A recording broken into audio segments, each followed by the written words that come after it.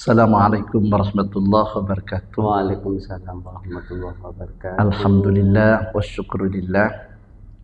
Malam ini kami kedatangan tamu alumni Pondok Pesantren Kuluk-Kuluk Sumeneb. Beliau bernama Kiai Ahmad Mursyid Rais. Nah, beliau ini sekarang tinggal di Karangharjo, Silo, Jember. Perlu diketahui bahwa Kiai Ahmad Mursyid Rais ini sudah dikenal di kalangan pelaku pertanian. Beliau memang ahli di dalam pembuatan pupuk organik.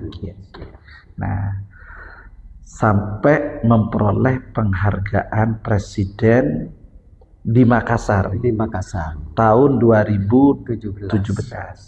Nah, mohon Kiai diceritakan bagaimana sampean ini kok bisa memiliki skill pembuatan pupuk.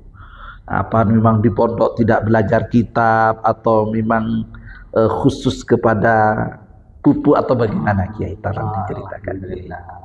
Terima kasih.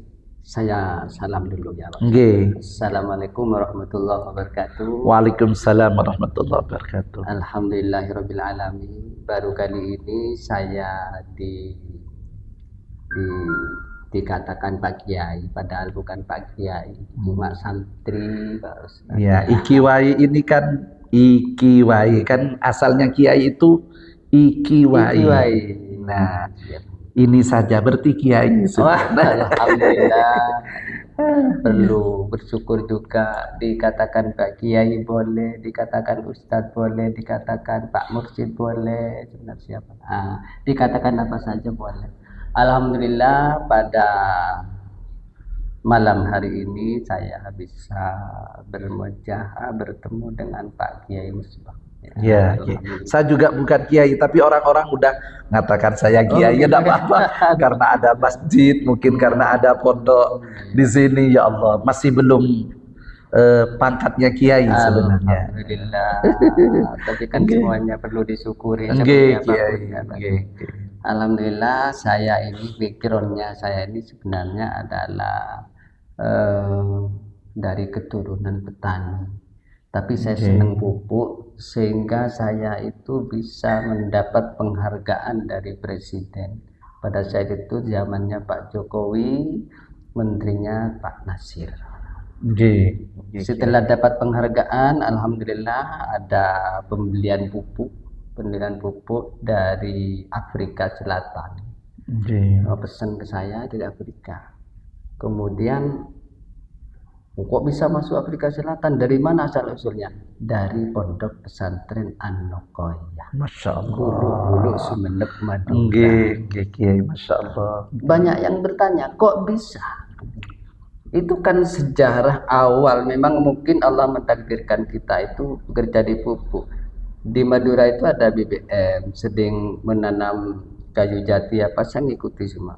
Oh begini cara bertani, oh begini cara bertani. Akhirnya saya mengikuti, belajar semua sampai pulang ke rumah, sampai berkeluarga belajar tentang pupuk. Alhamdulillah dengan Allah Subhanahu wa taala dianugerahkan buku-buku pupuk dalam Al-Qur'an.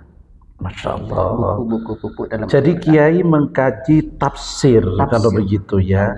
Ya, karena kalau Al-Qur'an mungkin kata-kata pupuk langsung tidak ada Kiai ya.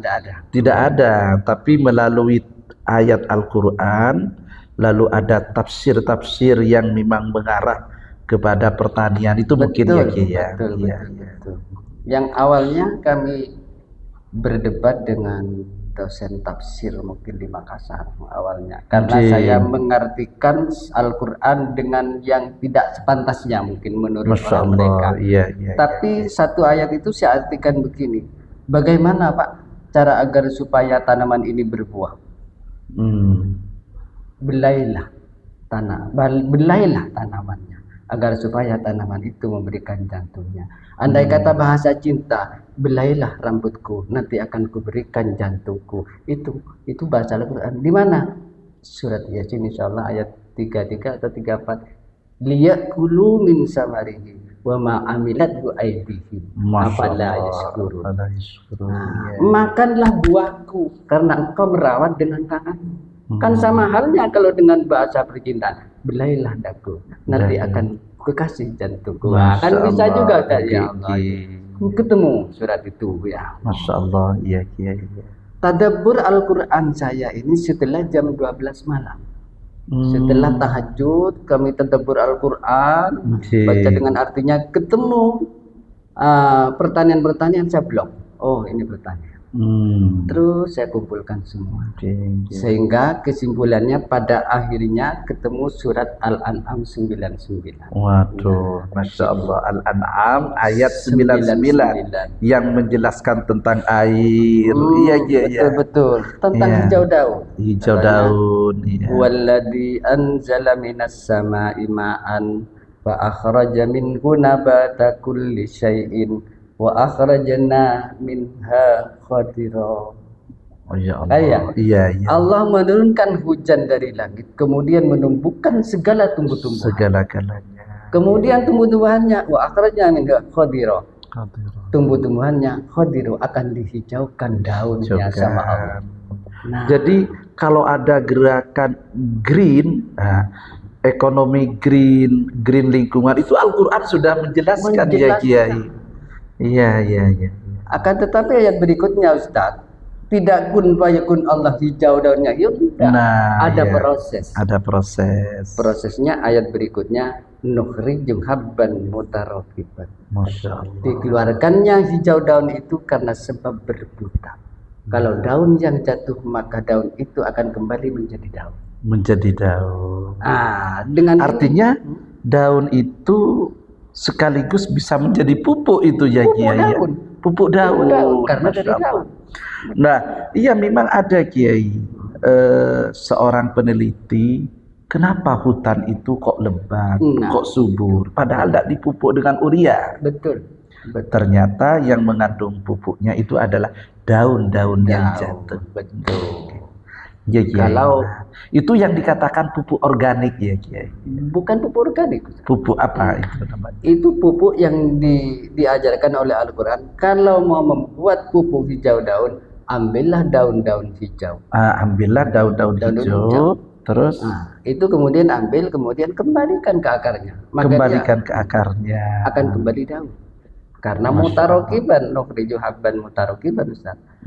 Kalau buah yang jatuh, maka buah itu akan kembali menjadi buah. Dia tidak akan menjadi daun. Masya Allah. Tidak akan menjadi daun. Jadi untuk membuat N, P, K, M, N, Z, N semuanya 17 unsur syarat dari surat Al-An'am 99. Mutarakiban. Jadi daun dikembalikan ke akar, nanti akan hijau daunnya. Kemudian buah dikembalikan ke akar, nanti akan berbuah pohonnya. Betul. Nah, SDGs ini Kiai namanya. Jadi Sustainable Development Goals, ya istilahnya pembangunan berkelanjutan. Jadi untuk pertanian berkelanjutan, sebenarnya kita harus melakukan kajian Al-Quran seperti ini. Betul Pak Ustaz. Hal-hal ini harus dimiliki santri-santri sebenarnya. Nah, harus dipegang teguh. Masya Allah. Iya. Jangan hanya Al-Quran, jangan hanya mohon maaf Pak Kiai ya. Betul. Saya sering bilang ke orang-orang, Al-Quran jangan hanya dibawa untuk ngaji Yasin ke leluhurnya. Jangan. Saat ini Al-Quran cuma dibuat ngaji Yasin, orang mau hamil, orang ingin kaya, bayar. Orang meninggal, kebanyakan itu. Al-Quran setebal itu buat apa? Nah, kalau kita tidak mau. Jadi perlu ada kajian, tafsir yang bisa diimplementasikan dalam ranah kehidupan sosial, kan gitu. Betul. Nah, terus kelanjutan ayat itu ya. Nah, itu kan sudah ya mutarokiban. Misalnya kalau daun kembali ke daun, kalau buah kembali ke buah, kalau batang kembali ke batang. Terus ada unsur lainnya.